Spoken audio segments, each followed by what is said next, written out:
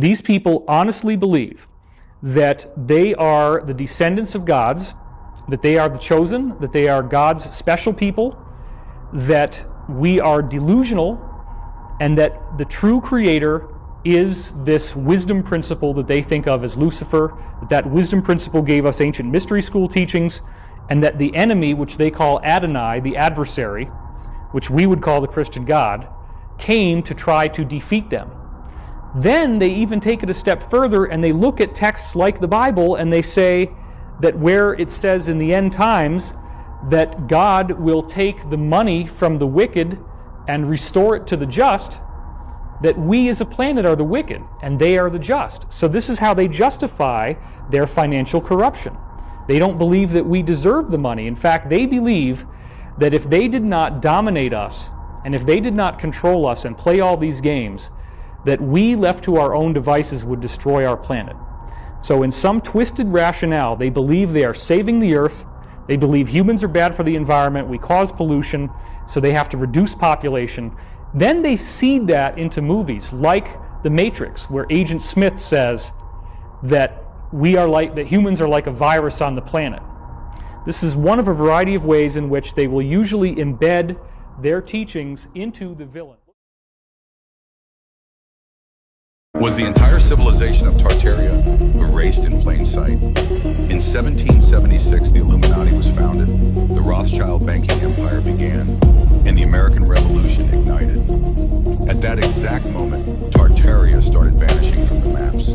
Not conquered, not defeated, deleted.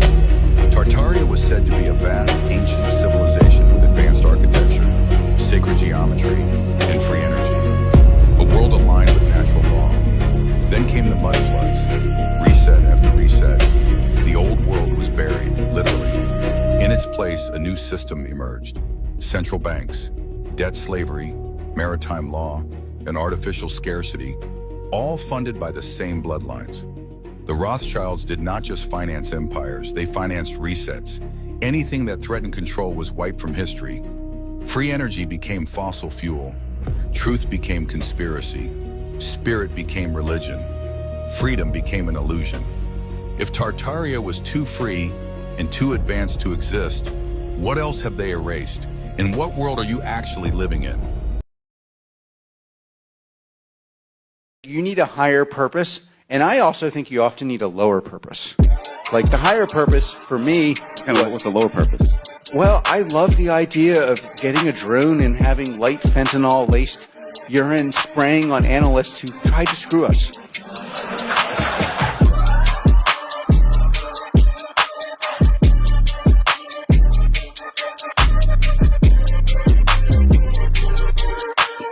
But the higher purpose for me was to get this nation to be the preeminent power in the world, because whatever faults we have. If you like the part plane, part train from my previous video, then check out this part plane and part train on the ground. The Schienenzeppelin. And I'm not sure how good my German was on that, but I'm sure you'll tell me in the comments. Also known as the Rail Zeppelin, was an experimental rail car developed in 1929 that reached speeds of over 200 miles per hour. Setting the land speed record for a petrol-powered rail vehicle. Funny enough, designed and shaped to look like a Zeppelin, hence the name Rail Zeppelin. Allegedly only one was ever made because, it was too dangerous.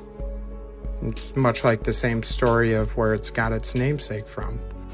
It ran, though, from 1929 to 1939, and was sadly dismantled afterwards.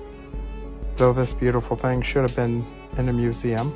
They didn't want us asking too many questions as to why they only built one of them.